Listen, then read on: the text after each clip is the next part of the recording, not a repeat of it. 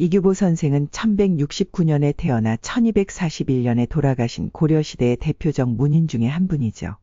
호가 백운거사, 백운산인인데 당시로서는 그 호처럼 높이 떠가는 흰 구름처럼 자유분방한 문학세계를 추구한 분입니다. 그가 쓴 동명왕편은 그 후대, 이승유의 제왕운기, 조선 초기의 용비어천가로 이어지는 민족 서사시의 출발이라는 평가를 받고 있기도 합니다. 그가 쓴 글 중에 개경에 살고 있는 응제란 이름을 가진 사람의 정원을 방문하고 그 소감을 기록한 통제기라는 수필이 있습니다.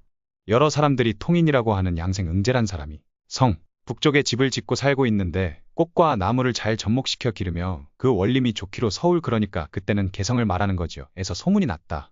마침 가서 보니 둘레에 있는 담장이 쓸쓸하여 처음에는 기이한 구경거리와 좋은 경치가 없어서 조금도 듣던 바와 같지 않았다.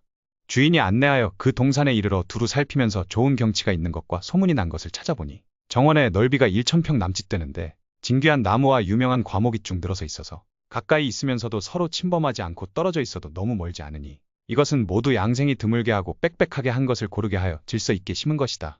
따로 화단을 만들어서 여러 가지 꽃을 심었는데 꽃이 각각 수십 종이나 되며 모두 세상에서 드물게 보이는 것이었다. 혹은 바야흐로 피고 혹 이미 떨어져서 숲속에 비치고 땅에 수놓여 져서 서로 얽혀 분분하다. 꽃봉오리가 해에 비쳐 붉은 것은 장려화가 아리답게 취한 것과 같으며 꽃떨기가 이슬에 젖은 것은 양귀비가 비로소 목욕한 것 같고 바람의 가지가 흔들리는 것은 조비언의 몸 가벼운 것과 같다. 떨어진 꽃은 신부인이 자리에서 물러난 것 같으며 아직 피지 않은 것은 이부인이 이불을 가린 것 같다. 참, 이규보 선생의 비유가 맛깔스럽죠.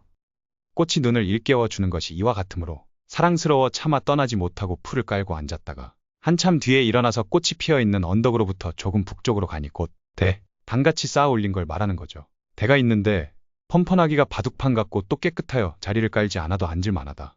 포도가 나무에 감기어 아래로 늘어진 것이 각근을 매달아 놓은 것 같다. 아래는 돌샘이 있는데 맛이 지극히 맑고 달콤한데 새어 나와서는 작은 옹달을 이루고 어린 갈대가 뾰족뾰족하게 나기 시작했다. 내가 말하기를 다시 조금 그 둘레를 높여 더 물이 고이게 하면 못이 되어서 오리를 기를 수도 있겠다 하였다. 돌아와 석대에 이르러 술잔을 두어 차례 돌리니 주인이 내게 눈을 주며 말하기를 내가 이 집을 가지고 있으나 남들에게 그 의미를 특히 알린 적이 없는데 선생께 부탁드려 수고를 끼치고 싶습니다 하였다. 그래서 내가 이름을 붙이길 통할 통자에 집 제자 이렇게 통제라고 이름하였다. 지금 이 집은 지경이 이미 통하였는데 통한 사람이 살고 있으니 어찌 통으로 이름을 짓지 않겠는가. 천지는 사사로움이 없는 법이니 어찌 양생 이 사람에게만 맑은 샘과 기이한 돌을 따로 주며 그에게만 아름답고 기묘한 화초와 나무를 주겠는가. 의장의 묘한 것으로 말미암은 것이다. 여기서 의란 뜻 의 그리고 장은 장인, 기술자를 부를 때의 그 장을 말합니다. 물품의 형상, 모양, 색채를 가리키는 말로 디자인 정도가 되겠습니다. 그러니까 지금 이규보 선생은 양생이 정원 디자이너라고 이야기하는 겁니다. 다시 글로 돌아가죠. 만일 그렇다면 무르익은 꽃과 향기로운 풀이 하늘에서 받은 것이 아니라 양생의 손에서 받은 것이요. 푸른 우물과 맑은 샘은 땅에서 나는 것이 아니라 양생의 마음에서 나는 것이다.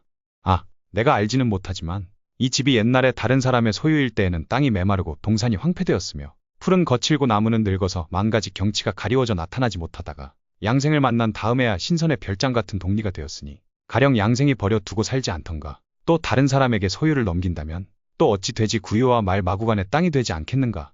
양생이 또 정원 돌아본 소감을 글로 남겨주기를 부탁하므로 눈으로 본 것을 더듬는다. 양생이 의리가 있어 남들 돕는 걸 좋아하니 이런 사람과 같이 더불어 사귀지 않으면 누구랑 사귀겠는가. 고려시대 문인 이규보 선생의 통제기였습니다.